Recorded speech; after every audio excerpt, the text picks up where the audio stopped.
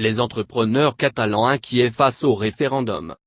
Les organisations patronales de la région ont préféré rester discrètes.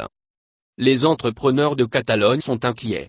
Le référendum convoqué par le gouvernement indépendantiste de Barcelone pour le 1er octobre a créé un grand climat d'incertitude même si personne ne pense que l'indépendance va avoir lieu, explique Jordi Alberich, directeur du Cercle de l'économie, le think tank des patrons catalans, mais il ne faudrait pas que la situation d'instabilité politique se prolonge.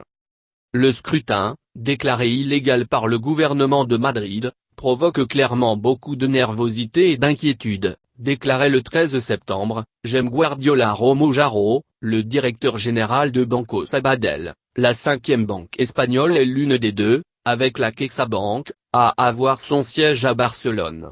Il est le seul grand dirigeant catalan à s'être publiquement exprimé sur la question depuis des mois. Les diverses organisations patronales de la région la plus riche d'Espagne, 19% de son produit intérieur brut, ont préféré rester discrètes et se sont limitées à appeler au dialogue et à la négociation entre Madrid et Barcelone.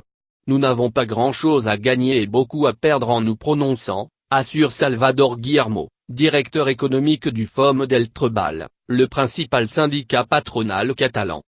Tout comme la société catalane, le monde de l'entreprise est très divisé sur la question de l'indépendance.